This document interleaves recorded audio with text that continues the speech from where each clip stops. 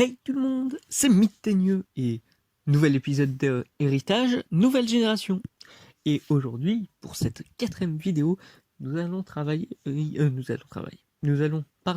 de 3 couples. Et nous lançons directement avec Laetitia Blair, née en 1700 et morte en 1789, et Benjamin Ford, né en 1698 et mort en 1789. Et déjà, je peux m'arrêter là pour vous donner la raison de leur mort. J'en parle enfin.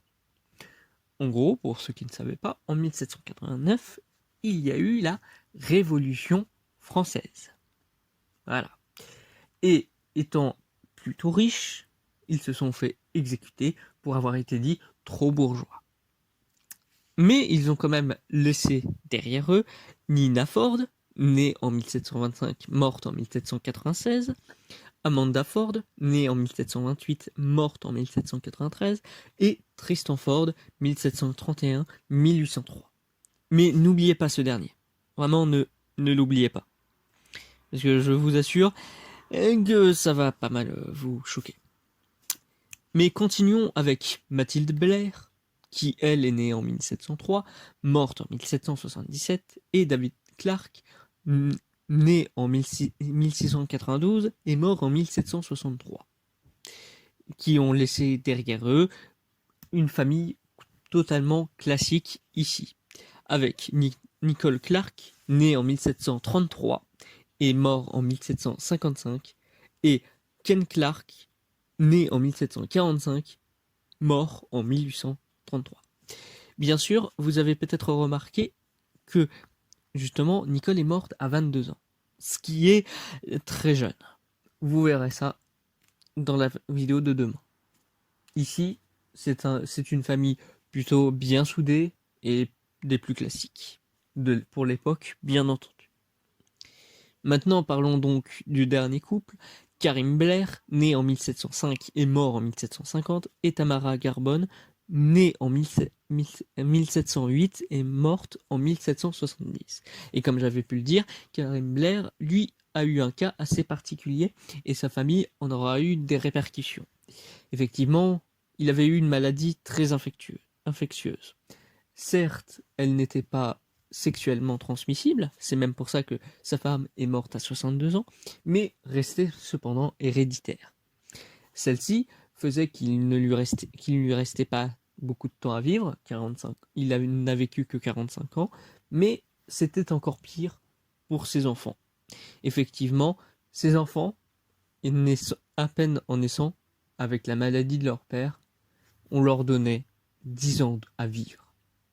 Et quand je dis 10 ans, c'est pile poil 10 ans. C'est-à-dire que si on leur dit ouais, c'est parti pour ton anniversaire à 2 chiffres, bah non. C'est-à-dire que demain, si c'est bien le cas, ça sera aussi demain où ils vont mourir.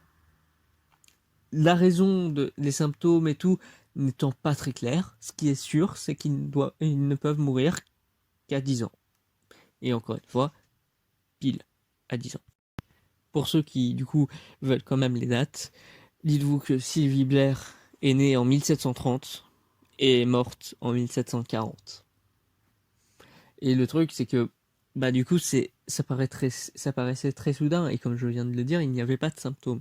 Donc, Karim et Tamara, en fait, ont décidé dans la foulée de faire un deuxième enfant, et c'est là où, du coup, ils ont eu Lorraine Blair, qui est donc née en 1740, fin 1740, et meurt en fin 1750.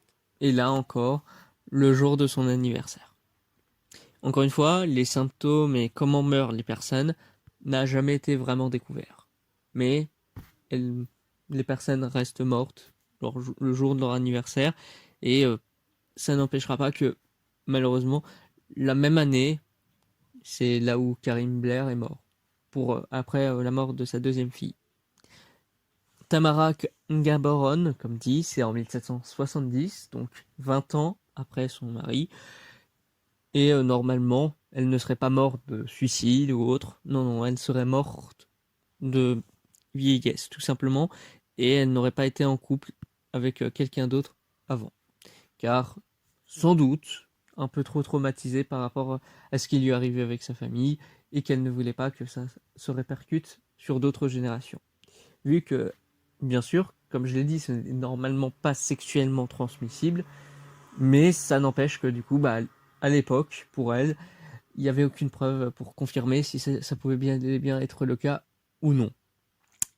Maintenant, je vais parler d'un cas assez spécifique, vous l'avez peut-être pas remarqué, mais autre que le cas de Tristan Ford, qu'on verra bien évidemment demain, vous verrez également que dans la famille Blair, les seuls Blair qu'il reste sont des femmes.